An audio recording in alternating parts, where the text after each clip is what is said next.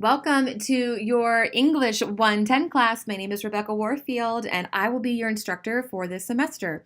This video serves to do two things really. One, to give you a sense of how the course is going to operate because each module will be formatted the same way from week to week, and also to show you how Module 1 will work. So these videos will be at the top of your module each week, and they'll go through the module expectations point by point.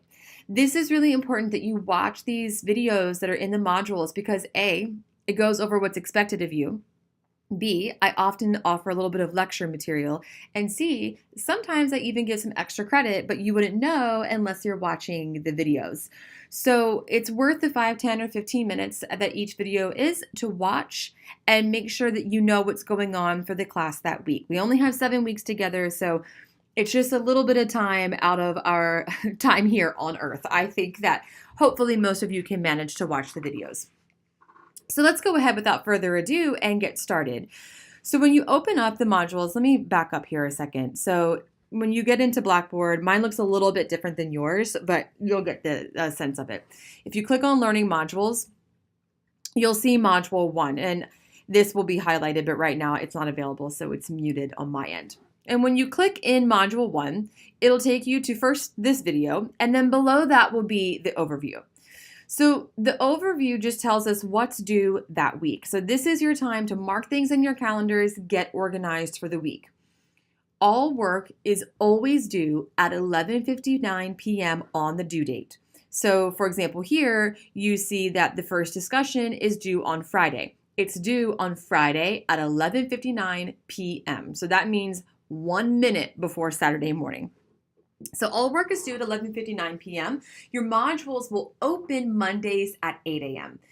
So work starts Mondays at 8 a.m. and everything's due on the corresponding due date at 11:59 p.m. And now this course is asynchronous. So that means I'm not going to be waiting for you on Monday at 8 a.m. to log in. You'll log in when you're ready to on Monday, get the information that you need, and you'll work at your own pace until the deadline. And then you'll keep working at your own pace until the next deadline. So you don't have to worry about, meeting me online or being online at the same time as your classmates. This course is done asynchronously and at your own pace.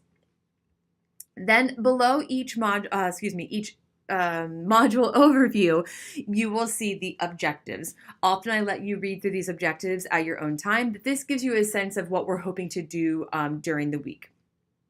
Then we'll move into the to-do list.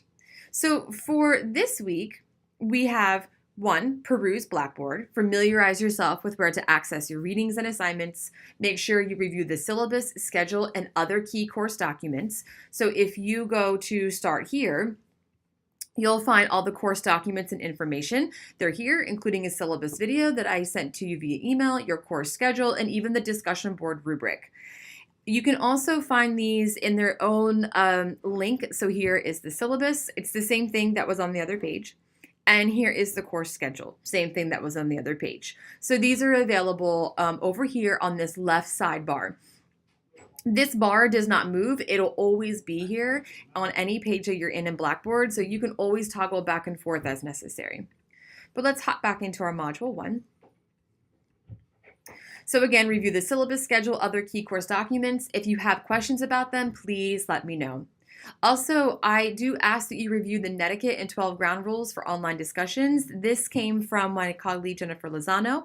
I'm not going to go through this point by point. I will know if you read it based upon how you're writing online and how you're interacting with your classmates. But do remember that just because we're online doesn't mean that you're not talking to a human. The person on the other end of our conversations is a human being. And so that means we have to make sure that we are writing and communicating with our classmates the same way that we would in person. About 1 million years ago, I feel like everything in my life was 1 million years ago, but about 1 million years ago, I worked at a call center for Citibank in Western Maryland, where I'm from.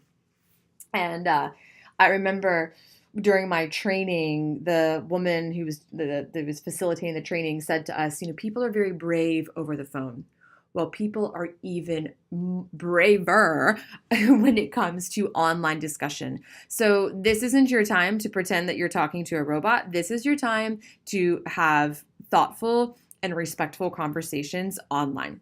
So, you can read through this. Again, I'll know if you read it, I'll know if you didn't. And then you'll complete the readings listed for Module 1, complete Discussion 1, and then you will also, I have one little error here, I'll fix it right now so you can see me, complete Assignment 1. Boom, look at that, fixed. And complete Assignment 1. Then following the to-do list will be a section of readings. So sometimes this will be more than others. Sometimes there's a little bit more information down here and like beyond the story in this module, maybe compared to other modules and so on. It kind of depends on what we're doing in class. So the first thing we have listed here are your readings about the genre. So the introduction, pages 1 through 10 in your textbook, and then reading about fiction, reading, responding, and writing, pages 12 through 33 in your textbook.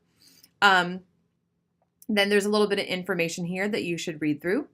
And then the required readings for the primary texts are The Story of an Hour and The Yellow Wallpaper. We'll be using these texts in our module next week.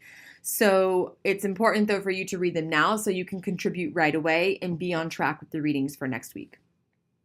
Now, sometimes in the modules, I have a little bit more information. So here I have some stuff beyond the story, women's healthcare, how did it end up in literature? These are not required readings, but we're here to learn. And so this is a little bit more information that can expand sort of your background and hopefully your interest in healthcare in literature. I will add that I did my best this semester to pick topics that I thought would be interesting to a group of students who were almost all nursing students. It's helpful when the things that we read are relevant in our lives. And so hopefully you'll find this stuff interesting. And then down here, you'll see citations, annotations, and why we read literature. This is some information here about MLA format, which you're required to use in this class. And then also just some information about why we read literature, some links to some articles about how reading literature improves empathy and does it make you a better person or not, and so on. And then the last thing here are some links to how and why to annotate a text and how to do a close reading. This is really important. If you don't read actively and do close readings, this stuff won't make much sense to you. So there's a link here that I would appreciate if you would take some time to read through. So for example, read with the pencil in hand and write down questions, jot down ideas. If you have something that you need to look up, like a definition, write it in your book. So we do this so that we can really make the text our own and make sense of it in our own way. Look for patterns in the things you've noticed about the text, repetitions, contradictions, similarities. Mark them in your book with a pen or a highlighter. Take notes about that. Again, ask questions about the patterns you've noticed. So you can read through this on your own time. The way I feel about these things, what you put into a class is what you get out of it. So the more that you closely read a text, the more you annotate and interact with the text on your own time, the better this class will be for you. Not just in terms of grades, but just in terms of how much you're enjoying reading these pieces of literature. But enough of that. Then moving on, you will have your discussions.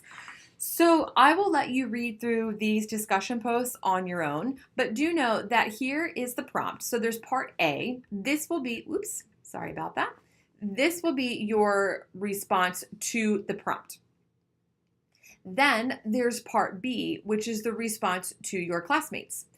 So if you look over to, you can either click it here, discussion rubric, or if you go back to your Start Here link and go to course documents and information, you'll see the discussion board rubric here.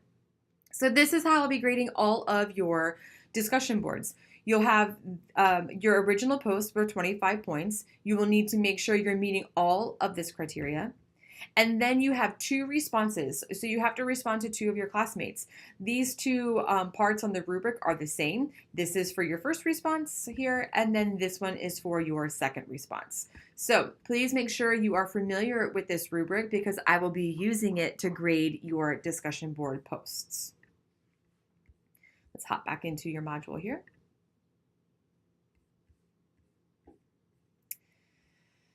There's also guidelines here for you to follow just as a reminder, but again, make sure you're familiar with the rubric. If you need any resources for the discussion board, they are listed down here. So here's the how to use Blackboard discussions, access to how to use the content editor, a video tutorial, and then a link to UNCW's Technology Assistance Center. So if you have questions, you can access more information here, or of course, you can always ask me.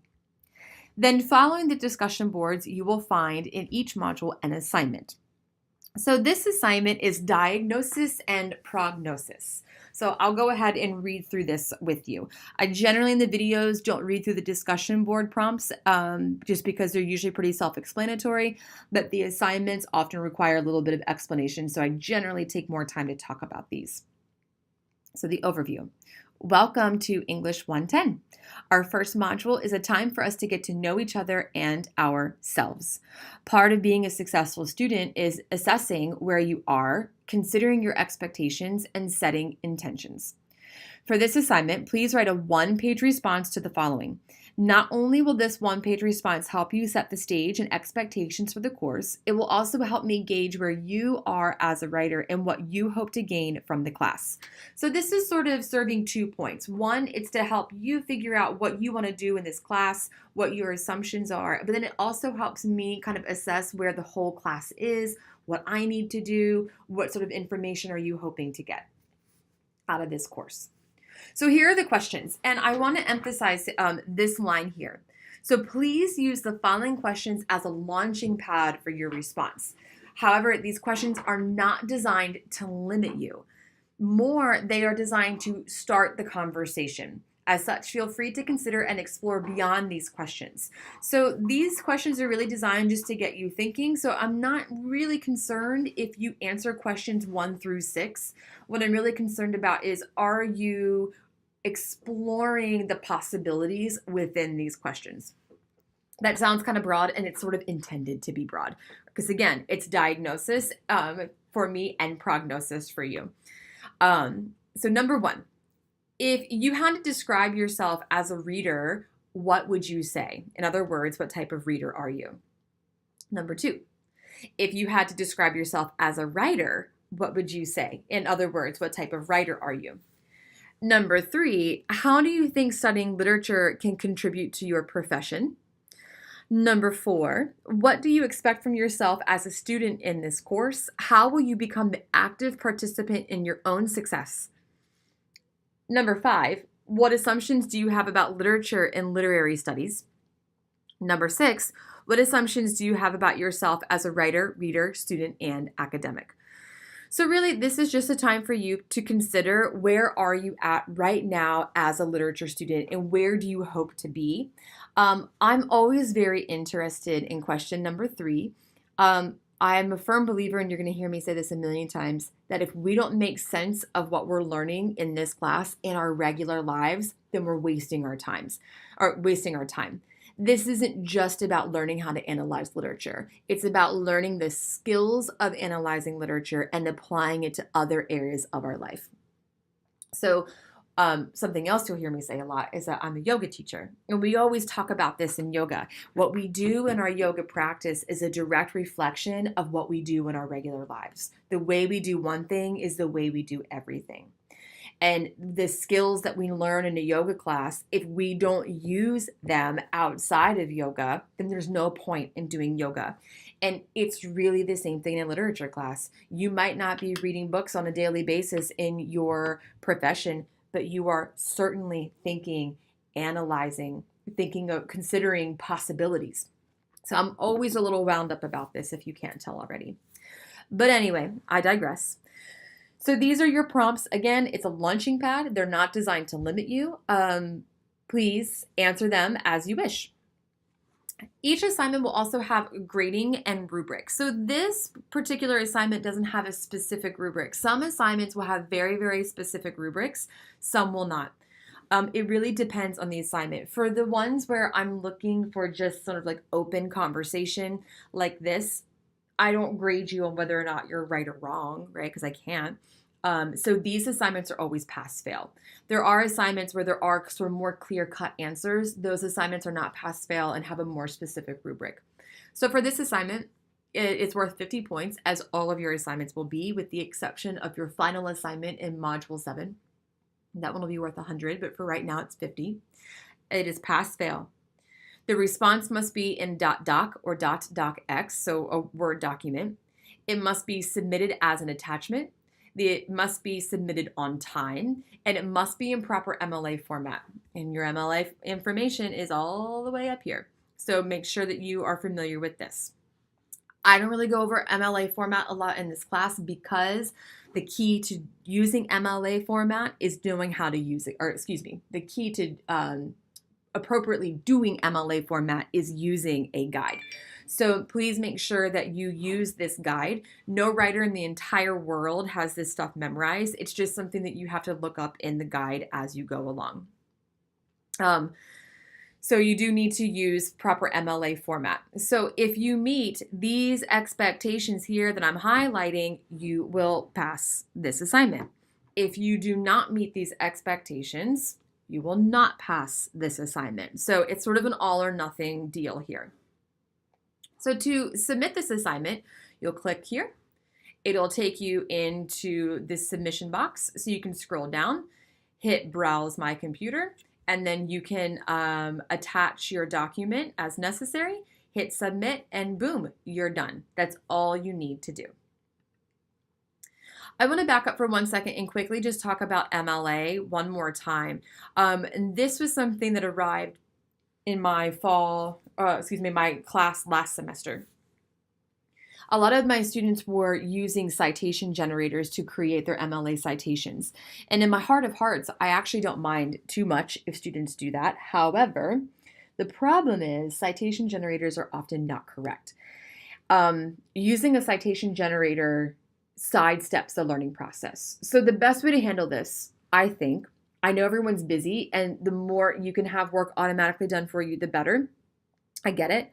The best way to do this is, for a while, do your own MLA citations.